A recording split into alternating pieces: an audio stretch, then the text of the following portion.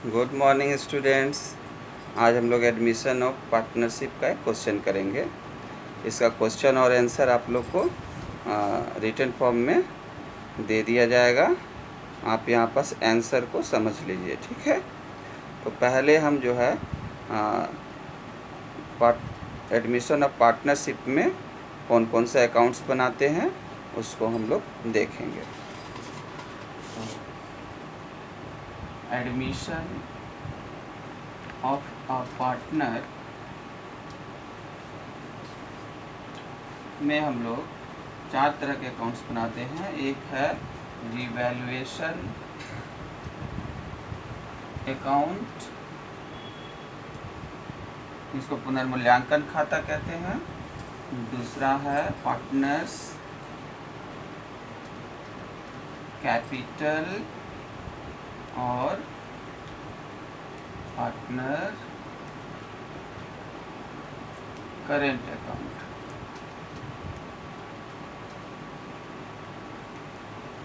Capital account और partners current account. इसके बाद जो है तो इसमें हम लोग समझेंगे कि जब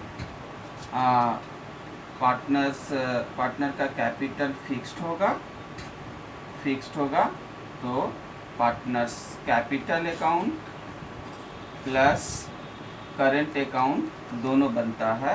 और जब फ्लैक्चुएटिंग होगा तब ओनली कैपिटल अकाउंट बनेगा, ठीक है। और फिक्स्ड माने अस्थाई, पूंजी जब अस्थाई होता है और पूंजी जब अस्थाई या परिवर्तनशील होता है, ठीक है। अब उसके बाद थर्ड नंबर हम लोग क्या बनाना पड़ेगा, बैंक अकाउंट या कैश अकाउंट। तो आपका क्वेश्चन में बैलेंस शीट में अगर बैंक अकाउंट दिया हुआ है तो बैंक अकाउंट हम लोग करके बनाएंगे, और अगर नहीं तो कैश होगा तो कैश अकाउंट हम लोग खोलेंगे।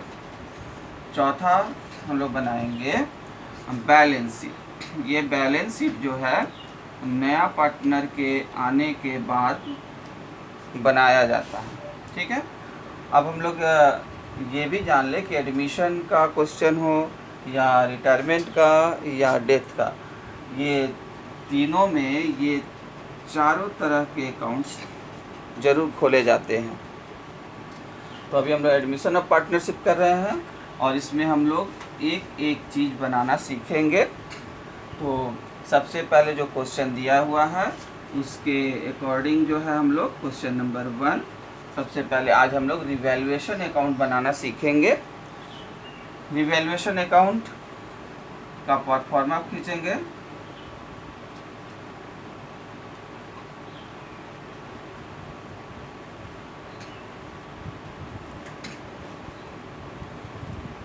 बहुत आसान है। पार्टिकुलर्स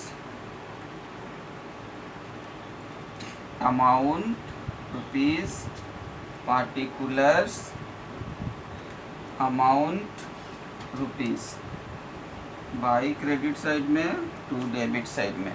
अब ये रिवैल्यूएशन अकाउंट क्या है, रिवैल्यूएशन अकाउंट जिसको हिंदी में पुनर्मूल्यांकन खाता कहते हैं, ये जब भी कोई परिवर्तन होता है फर्म में, कोई साझेदार आया या गया या रिटायर किया या डेथ किया, तो हम लोग क्या करते हैं, जो संपत्ति और दायित्व हैं वो सबका फिर से मूल्यांकन करते हैं। यानी कि मान लो कि एसेट्स में कोई मशीनरी का पहले क्या था, 2 लाख का था नया पार्टनर के आने के पहले।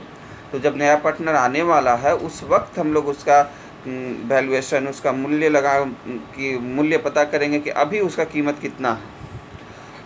अगर उसका कीमत 1,80,000 है, इसका मतलब कि 20,000 उसका दाम, जिस समय नया पार्टनर को शामिल कर रहे हैं उस समय उसका 20,000 रुपया दाम कम है, तो इसको हम लोग लॉस के रूप में लेंगे। अगर मान लो कि 2 लाख रुपया दाम था, अब पार्टनर को शामिल कर रहे हैं तो उस समय रिवैल्यूएशन करेंगे तो देखेंगे कि उसका दाम कितना है। अगर हो सकता है उसका दाम 2,10,000 हो, तो इसका मतलब है कि पार्टनर आने के पहले उसका दाम कितना बढ़ा हुआ है, 10,000 रुपया बढ़ा हुआ है, तो वो प्रॉफिट है। तो इस तरह से हम लोग उसको एसेट्स का मूल्य, अगर उस समय नए पार्टनर को एडमिशन करते समय अगर एसेट्स का मूल्य बढ़ा हुआ है पहले से, तो उसको हम लोग लाभ मानते हुए इधर लिखेंगे क्रेडिट साइड में, और अगर यदि एसेट्स का मूल्य घटा हुआ है पहले के बैलेंस शीट के अनुसार, तो उसको हम लोग लॉस मानते हुए इधर लिखेंगे।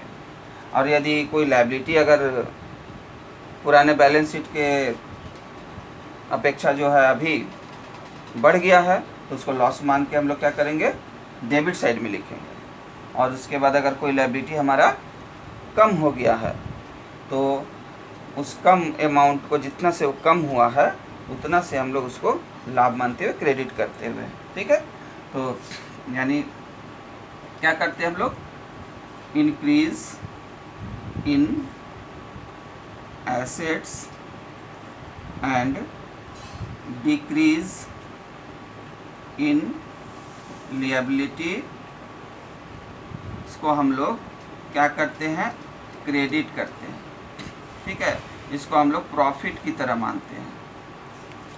और दूसरा, अगर इंक्रीज इन लिएबिलिटी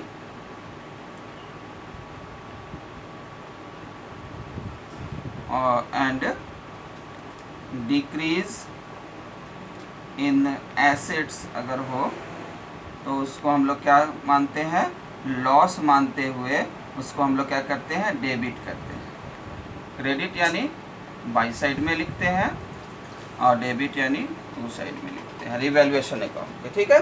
तो ये अब देखेंगे क्वेश्चन के अकॉर्डिंग कि हमको क्या करना है।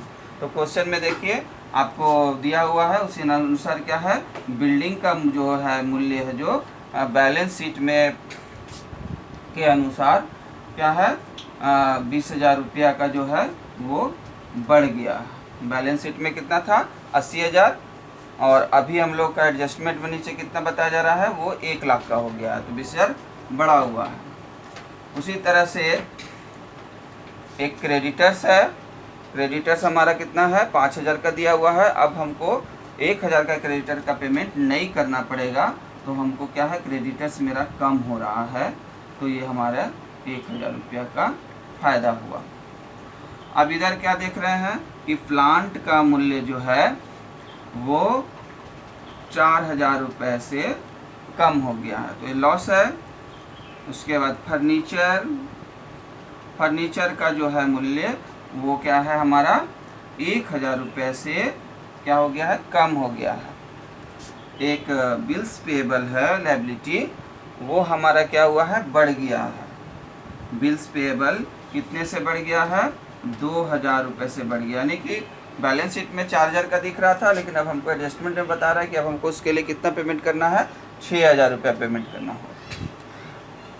एक स्टॉक है, स्टॉक का मूल्य जो है वो बढ़ गया है। कितना से बढ़ गया है, तो वो बढ़ गया है चलो 2,000 से बढ़ गया। तो अब क्या करें, अब जितना भी बैलेंस शीट में जो दिया हुआ था एडजस्टमेंट में, जिस एसेट्स के मूल्य में कमी हुआ, जिस एसेट्स के लायबिलिटी में वृद्धि हुआ, अब कोई ऐसा नहीं है जिसके मूल्यों में परिवर्तन हुआ है।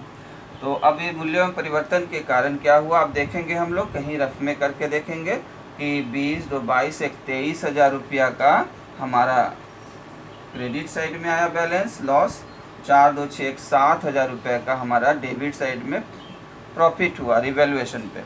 तो अब इसको हम लोग फाइनली क्या हुआ, 23 में से 7 चले गया, 6,000, और यहाँ 16,000, तो 16,000 रुपया का प्रॉफिट आ रहा है, जो हमको यहाँ पास लिखना है, यहाँ मिलाना है। टोटल कितना है दोनों तरफ का, 23,000 टोटल। 16,000 मिला दिए, प्रॉफिट हो गया। इस प्रॉफिट को क्या किया जाएगा, पार्टनर्स कैपिटल अकाउंट में कैपिटल अकाउंट्स लिख करके हेडिंग हम लोग लिख देंगे। यहाँ कौन कौन सा पार्टनर है, ए और बी है, उसमें लोग बांट देंगे। अब इसको कैसे बांटेंगे, तो रिवैल्यूएशन का जो प्रॉफिट होता है या लॉस होता है उसको ओल्ड रेशियो में बांटा जाता है। तो ओल्ड रेशियो क्या दिया है क्वेश्चन में, ओल्ड रेशियो दिया हुआ है